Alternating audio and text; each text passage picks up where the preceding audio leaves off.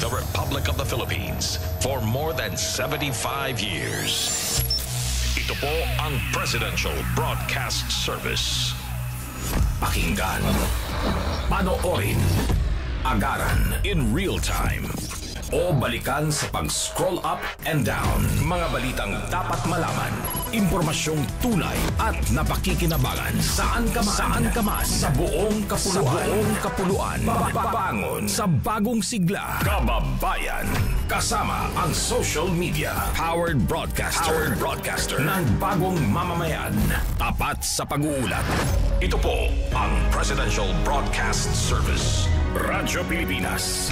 Philippine Standard Time, 5 minuto bago mag-alas 4 ng hapon. Mula sa pinakamalawak na newsroom sa buong Pilipinas, ito ang Radyo Pilipinas News Update. Magandang hapon po, narito ng pinakauling balita sa oras na ito. 78% ng mga barangay sa Albay napailawan na matapos ang bagyong Juan. May report si Gary Carl Carillo. Radyo Pilipinas Report. Inihayag ni Ange Galero, Information Officer ng Albay Electric Cooperative o ALECO, na ganap nang naibalik ang supply ng kuryente sa buong mainland area ng Albay matapos ang pinsalang idinulot ng bagyong Juan. Sa datos ng ALECO, 705 sa kabuang 720 ng mga barangay sa lalawigan ang mayroon ng kuryente. Katumbas ito ng 97.9 restoration rate. Nananatili na lamang na walang supply ng kuryente ang 15 barangay sa isla ng Rapu-Rapu. Ayon kay Galero, malaking hamon ng transportasyon ng mga materyales at kagamitan papunta sa naturang isla, dahilan upang maantala ang kabuang pagpapanumbalik ng serbisyo. Gayunpaman, tiniyak niya na may karagdagang tauhan na ang ALECO sa lugar upang mapabilis ang restoration efforts. Nagpaabot naman ng pasasalamat ang ALECO sa National Electrification Administration o NEA, Philippine Rural Electric Cooperatives Association at mga kooperatibang Ormeco at Noreco 2 sa ilalim ng Task Force Kapatid, pati na rin sa mga local government units at iba pang organisasyon na tumulong sa operasyon. Tiniyak ng ALECO na magpapatuloy ang kanilang tapat at aktibong serbisyo upang masigurong ligtas, maayos at maaasahang supply ng kuryente para sa buong lalawigan ng Albay. Para sa Bagong Pilipinas, Gary Carl Carillo, Radyo Pilipinas, Radyo Publiko, Albay. Maraming salamat, Gary Carl Carillo. Sa iba pa nating balita, idinaos ng pamahalaang panlalawigan ng Albay ang kauna-unahang Albay Governors and PDs Cup 2025 sa Provincial Government Firing Range sa Kamalig, Albay nitong November 28 hanggang 29. Isinagawa ang Level 1 PPSA sanction event na sumubok sa galing at disiplina ng mga pulis at licensed civilian gun owners sa pamamagitan ng 5 stages na naglalayong palakasin ang accuracy, discipline at safe firearm handling. Dumalo rin rito ang mga hepe ng pulisya mula sa iba't ibang bayan at lungsod sa Albay kasama ang mga miyembro ng civilian guns clubs upang patatagin ang kanilang kahusayan at responsabling paggamit ng baril. Ayon sa Albay Provincial Information Office, layo ng aktibidad na isulong ang tamang firearm storage, paghusayin ng shooting skills at safety-focused practices sa mga kalahok. Pinangunahan ng aktibidad dina 2nd District Representative Caloy Loria at Provincial Director Police Colonel Noel Nunez na kapwa nagbigay din sa disiplina at pagiging patas sa kompetisyon. Nakalaan na ang pagkilala para sa mga kampiyon at top performers sa tulong ni Representative Loria at Governor Rosal bilang pagpapakita ng patuloy na suporta ng lalawigan sa public safety at responsable paggamit ng baril para sa mga tagapagpatupad ng batas at sa mga sibilyan. Sa iba pang balita, 2 asosasyon sa Camarines Norte sumailalim sa Organizational Management and Financial Literacy ng BFARM Bicol. Narito ang report ni Jennifer Polinar. Radyo Pilipinas Report. Sumailalim sa magkahiwalay na Organizational Management and Financial Literacy ng Bureau of Fisheries and Aquatic Resources o BFARM Bicol ang 2 asosasyon ng mangingisda sa lalawigan ng Camarines Norte. Ayon sa BFARM Bicol, unang isinagawa ang naturang pagsasanay sa Barangay Hall ng Kabatuhan mula sa Bayan ng Labo na dinaluhan ng mga kasapi ng Kabatuhan Integrated Farmers Association. Samantala, sunod na inilunsad ang aktibidad sa Barangay Hall ng Cagtalabas sa Bayan ng Santa Elena na dinaluhan naman ng total na 21 kasapi ng samahan ng Magasi ng Cagtalaba at BFARM-C. Pinangunahan ng BFAR 5 Regional Fisheries Training and Fisherfolk Coordination Division ang pagsasagawa ng naturang pagsasanay. Layunin ng ahensya na matiyak na mayroong sapat na kaalaman ang mga mangingisda sa tamang pamamalakad ng kanilang organisasyon upang mas maging produktibo at mas handa sa pagharap ng mga usaping pangkabuhayan at pang-organisasyon. Para sa Bagong Pilipinas, Jennifer Pulinar, Radyo Pilipinas, Radyo Publiko, Albay. Maraming salamat, Jennifer.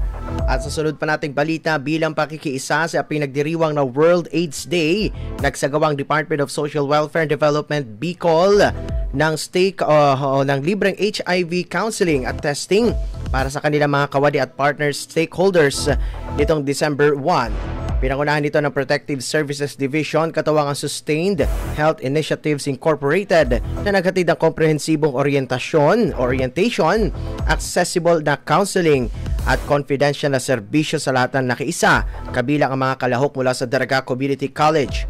Ayon sa DSWD Bicol, bilang bahagi ng kampanya, namahagi rin ng informational materials tungkol sa HIV prevention, treatment at suporta para sa mga persons living with HIV. Kalakip nito ang pamimigay ng libreng condoms at lubricants bilang bahagi ng hakbang sa pagpapalaganap ng responsableng pakikipagtalik at iwas sa sexually transmitted infections. Samantala, nakiisa rin ang 11 Crisis Intervention Section satellite offices sa rehiyon sa pamamagitan ng pagsasagawa ng kanilang advocacy activities para sa mga kliyente at benepisyaryo. Ayon kay Regional Director Norman Laurio, layunin ng aktibidad na palawakin ang kaalaman ng publiko, hikayatin ang maagang pagpapasuri at labanan ang patuloy na stigma sa HIV at AIDS, lalo na sa mga pinagtatrabahuan. Tiniyak din ng DSWD na sa pamumuno ni Secretary Rex Gatchalian ang patuloy na pagbibigay ng psychosocial at financial assistance sa PLHIV.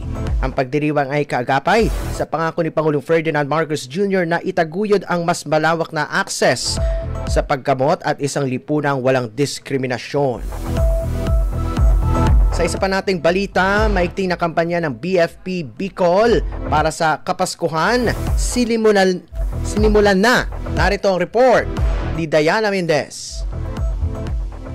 Radyo Pilipinas report. Patuloy na pinaiigting ng Bureau of Fire Protection o BFP Bicol ang kanilang kampanya para sa isang ligtas na Kapaskuhan sa komunidad sa rehiyong Bicol sa pamamagitan ng paglulunsad ng Oplan Paalala Iwas Putok 2025. Ayon kay Cherry M. Brigola, Public Information Officer ng BFP Bicol, kasalukuyan ng nakakalat sa mga kalsada sa buong rehiyong Bicol ang mga tauhan ng tanggapan para isagawa ang information drive tungkol sa mga dapat gawin at iwasan bilang paghahanda sa nalalapit na Kapaskuhan para mapanatili ang kaligtasan ng mga Bicolano. Maigpit niyang pinaalalahanan ang kababayan na isaalang-ala ang kanilang kaligtasan sa lahat ng oras, hindi lamang sa loob ng kanilang tahanan kundi pati na rin sa labas nito. Binigyang diin din niya ang kahalaga ng pag-iingat sa mga pinipili o binibiling pangdekorasyon para sa Pasko upang hindi ito maghatid ng sunog o anumang insidente. Para sa Bagong Pilipinas, Diana Mendez, Radyo Pilipinas, Radyo Publiko, Albay. Maraming salamat, Diana Mendez. At sa ating panghuling balita, tampok ngayon sa Albay Capital ang libreng HIV testing, libreng condoms at hygiene kits na inihatid ng Albay Provincial Health Office katawang ang Gayon Albay LGBT Organization Incorporated sa Wellness Clinic ng Kapitolyo bilang bahagi ng paggunita sa World AIDS Day 2025.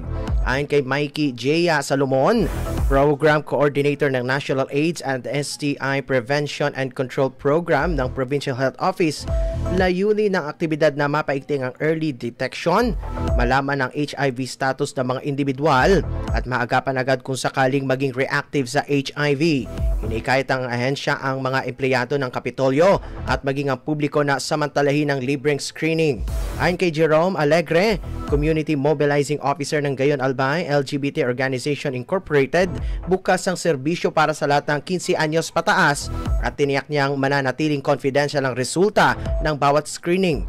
Bukas ang screening serbisyo bukas ang libreng serbisyo hanggang alas 5 ng hapon ngayong Martes, December 2 sa Albay Wellness Clinic sa Albay Capitol.